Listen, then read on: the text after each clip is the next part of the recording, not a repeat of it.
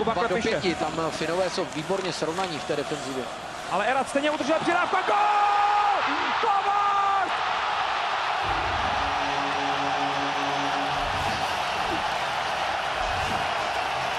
Čas 8:55, Jan Kovář překvapil Rineho rychlou střelou v situaci, kdy se zdálo, že se Finům nemůže nic stát.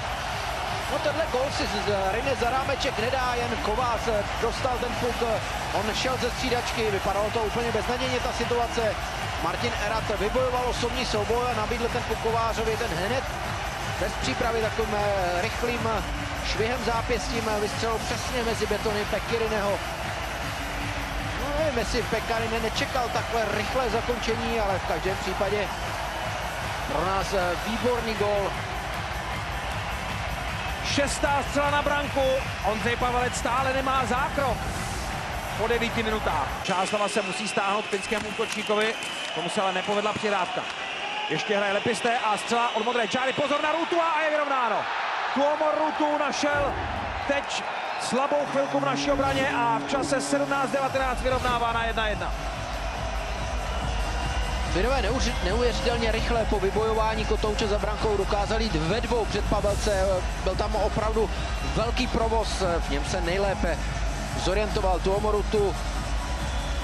Tady naši hráči trošku zazmatkovali za brankou, všimněte si, 2 Finové okamžitě před Pavelcem.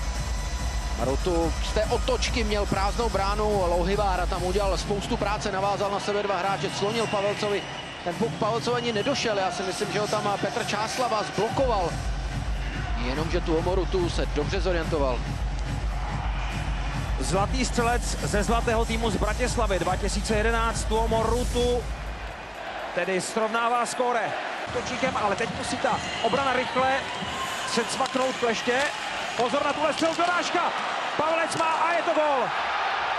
Ten kotouč proklouzal někudy do brány a jako střelec označen Jussi Jokinen. Finové otáčejí skóre, čas 23:45.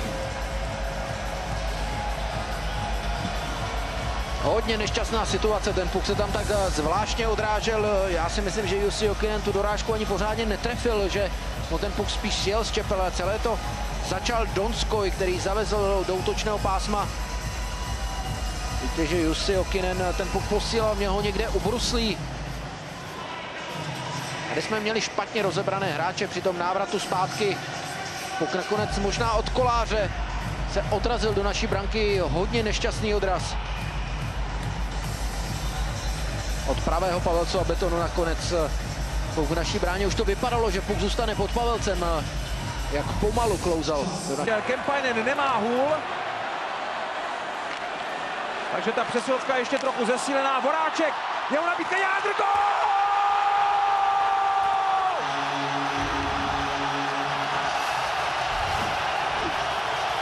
Jaromír Jágr vyrovnává, čas 33:51.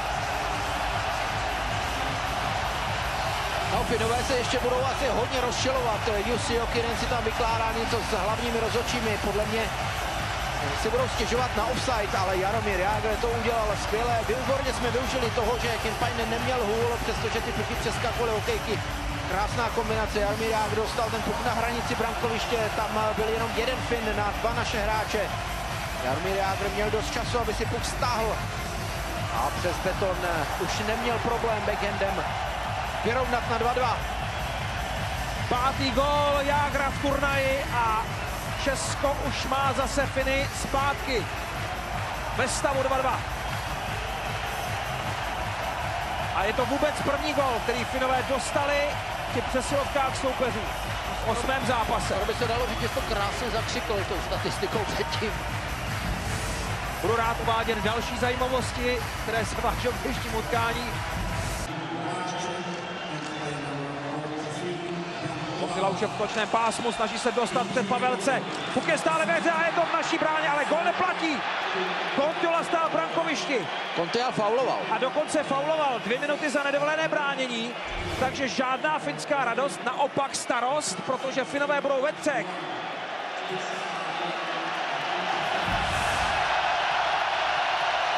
Kontiola to bere sportovně.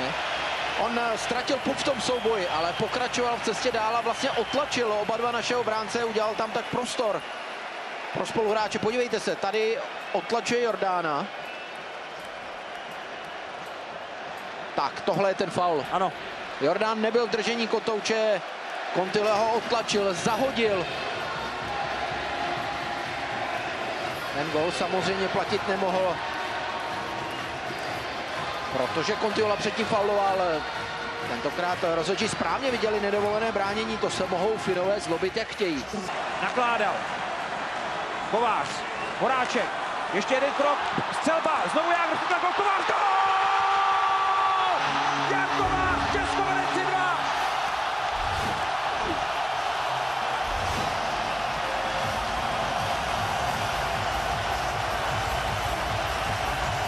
Obrovská radost v hledišti, nepochopení na finské střídačce, ale to teď asi není tak úplně ten nejlepší záběr. Petr Contiola dostal Finy kousek ke gólu na 3-2, ale ten padá na druhé straně, čas 35-28. Reže nám ukazuje tu obrovskou radost tady v hale. Všichni jsou na nohou, krásně sehrané, křížná přihrávka na Voráčka, ten si ještě položil obránce. Jaromír Jágr tam udělal spoustu práce na brankovišti, přistrčil ten puk Kovářovi a ten už měl před sebou jenom prázdnou bránu.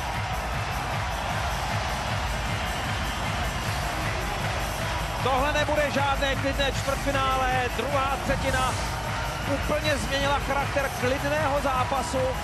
Zavírají ten prostor. Přesně, ta spolupráce je důležitá teď, ale pozor na Jussiho Jokinena, je vyrovnáno. Barkov dostal hodně rychle přihrávku zpátky a v čase 44-26 vyrovnává na 3-3. To byla blesková kombinace Finů, na kterou Ondřej Pavelec vůbec nedokázal zareagovat. Tak ty chyby, kterých jsme se dopouštěli při rozehrávce v obraném pásmu, těch se pořád náš tým nezbavil. Teď si myslím, že to byl Jan Kovář, který tam nespracoval ten puk u mantinelu. Jenom ho přistrčil Barkovi, ten na Jokinena. Barkov dostal zpátky ideální přihrávku na volej, trefil nádherně. Jordán se tam točil, on nevěděl, že má Barkova za sebou, Hejda to k němu měl daleko. Špatné rozebrání, ale celé to způsobilo to, že my jsme měli kotouč na holi, nedokázali jsme ho rozehrát, nedokázali jsme ho vyhodit.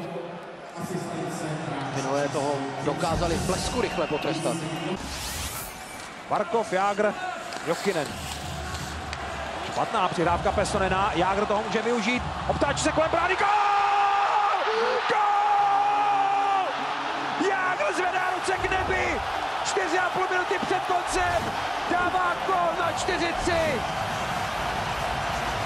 Tak to je neuvěřitelné, Jágr teď zvedá halu, která se točí, rotuje, skáče, snad by se jí otočila vzhůru nohama, protože Jágr tak přiblížil český tým k postupu do semifinále.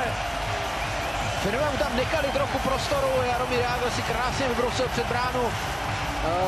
Tady nastala ta chyba. Stejně si myslím, že tohleto Pekarines za rámeček nedá. Vidíte, že si dává lapačku přes helmu, protože ten puk mu Jágr procedil někde mezi ruku a beton. Jaromír Jágr to prostě zkouší. Teď to zkusil geniálně. Našel tam to místečko, aby prostřelil Rineho. První důležitý souboj. Už zůstal na Sobotkově holi a Sobotka opostřel od kryté brány. Gól! Je čtvrtek, ale taky trochu Sobotka. 22 sekund před koncem, odkrytá brána. Stála Finy. Naději Vladimír Sobotka zvyšuje na 5-3.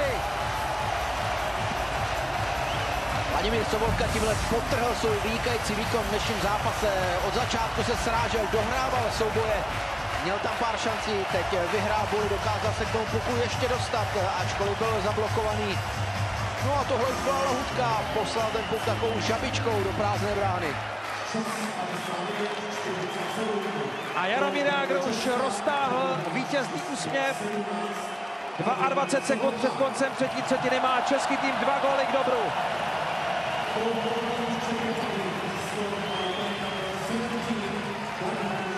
Novotný a Contiola na buli šampionátem. Finové už ani nestihnou zahrát puk do útočného pásma. Česko vítězí 5-3 a postupuje do semifinále.